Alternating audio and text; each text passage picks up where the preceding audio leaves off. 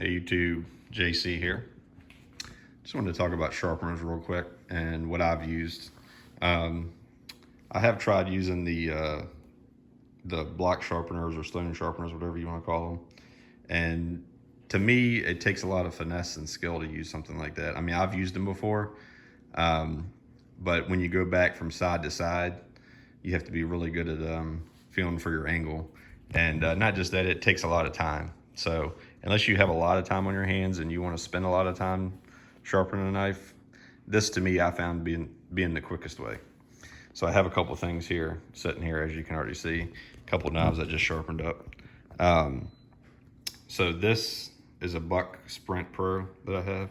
So I just sharpened it, but I used the Ken Onion edition. And the reason I did that is because if it's something that needs to be touched up just a little bit, a lot of times you can just strop it, or you can just use this tool right here, which is the regular work sharp sharpener. Now I have a bit of an upgrade on this. So this is just a little piece I made to go under here, because if you pushed in on this too hard, sometimes it'll flex a little. So what I did is I made that, and that just slides right underneath there. So when you sharpen it, it's very, very sturdy. This was like 50 bucks when I bought it. I think it's like 59 now or 60. You don't have to make your own tool. You can buy these on Etsy and stuff like that. People make them and they're made out of plastic and they're adjustable for like 5 to 10 bucks or something. That would be the best upgrade, I would say, for this. So going back to this real quick, this is the Ken Onion Edition sharpener, plus this is extra. I got this blade attachment, grinding attachment extra, and these are the belts that come with it. This is what comes with the regular Ken Onion Edition. And as you can see here, it's a bit of a butt to get the your blade in there to sharpen that. So all that does is turn off, this turns on. You have the little tensioner there. You can adjust the whatever angle you want it at. I'll put most of my pocket knives at 20, 19, 18, something like that. I don't like going too lower than that, because even with good knives, you know, if you're sitting around cutting paper, that's cool and all, but when you use them for actual work knives, I feel like they hold an edge a little better at around that, and they'll still cut paper. It's not a big deal. But they have a bunch of different grits of sandpaper that you can see here, that they give you with it. So that's pretty cool. But all you do on this one, and the reason I use this one, this is why I was bringing it up, is because both of these knives, this one, and this is why you never let your friends use knives. One of my buddies used this knife and he put freaking 2 little chips in it. This one I used a bunch. You can see, I don't know if you can see, there you go. You see how scratched up it is. Let me get my finger out of the way. So, you know, I've used the crap out of this knife for years now, and it had a bunch of chips and stuff on it. And I went ahead the other day and just used this to sharpen it. And then I used that basically just to get a little bit of a finer edge on it, and then just drop the burr off. And it was perfect. Usually 9 times out of 10, this will kind of take your burr off, but there'll still be a little something left on it. So you just want to strap it. You can see this is a TRM strap that they sent me. It's got two different I guess styles of leather, you would say. But this is the material that they sent me on there. I didn't really like it too much. It kind of caked up, so I just kind of scraped it off. And honestly, just with regular leather, it does completely fine. You don't really need anything else. But this is really cool because this is fast. So what you do is you just set this up right here, and you get your angle, and you put whatever sandpaper you want. You can start with the coarse one. What I usually do is, honestly, now that I've been using it, I just use the coarse one and just do 1, maybe 2 passes on it. That's all you need to get the chips out of a normal knife. And this one was pretty chipped up and only took 2 passes on each side. So what you do is you find your angle here, and then you come up here and you can actually see the burr starting.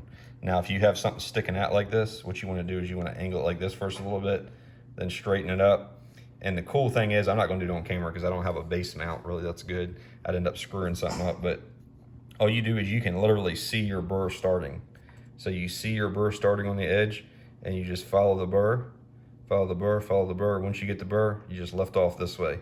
You don't have to cut it on and off. The other way, they make you want to cut it on and off when you get to the tip of the knife. That's a pain in the butt. So to me, this one, you just go. The burr will form, burr will form. Once the burr forms at the end, you just lift up and off, and that's it. And the reason I had it this way, because I had it this way at first. You can interchange the roller. Sorry, I wasn't explaining that very good, but this roller right here is for more of a convex type of edge on it. And basically what I did on this one, I put it a little closer, but still, even then, if you press a little too hard, you know, you can see here, it's got a couple little spots on it where it, I pushed down a little too hard maybe, but yeah, right there. But it's not that big of a deal. You just have to learn to just basically let it touch it and let the sandpaper do the work and then come across. Where I screwed up on this one is when I did it twice, I was kind of rushing, I think.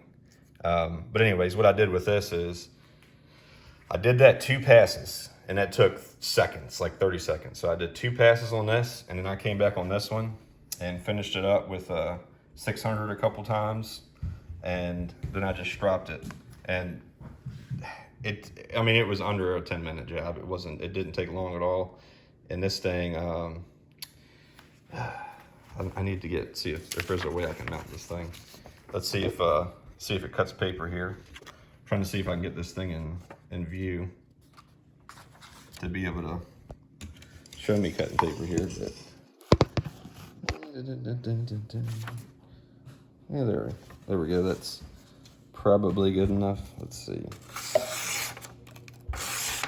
You see what I'm saying? So hopefully that went on camera. If not, it is what it is. But it's, you know, honestly, you really don't even need this afterwards either. If you want to be really, really quick about it, all you really have to do is get your burr off. So if you just want to hit this a couple times, and I've tried too, going from sandpaper to sandpaper to sandpaper, you can do that, but it still kind of forms a burr from what I've seen. So to me, I would just go, if it's real fine chips, you could just do the medium grit, and then just get you one of these bad boys and just strap it and just get the burr off. Once you get the burr off, you're good. And this one you can see I've already done. I'm trying to get a nice, if you can get this freaking camera to zoom in here. There we go.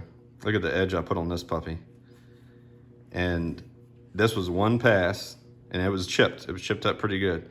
All this was 1 pass, and then I spent a little bit longer with this one. I spent about 15 minutes with the regular Work Sharp edition. But like I said, get you one of these.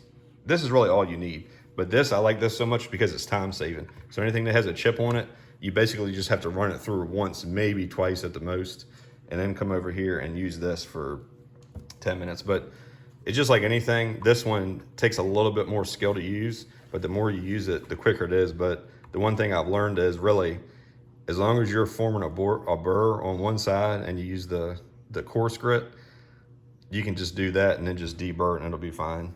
The more you try to screw with it, the more it'll mess up your edge pretty much. So just do 1 or 2 passes on each and you'll be fine. But really, this is all you need, to be honest with you. This and this little piece right here, that's really all you need. And then you can upgrade if you want to get all the extra little blades if you want. That's just as much as the sharpener. That's like another 70 bucks, I think. But anyways, this is JC, and this is what I use. And I will probably be getting a nice diamond material for this. But really, all I'm using it for is just getting the burrs off. So the leather strap they give you, I kind of wish I wouldn't even put the stuff on there, but it's okay. It still works fine. I just scraped it off. But really, all you need is a nice strap. And this one's 2-sided, which is really, really nice.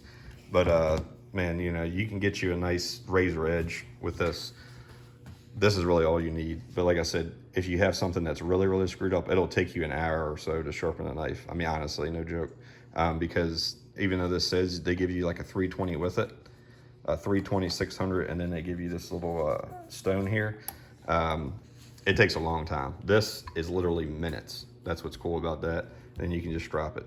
But anyways, this is JC. This is what I do. And catch you guys later.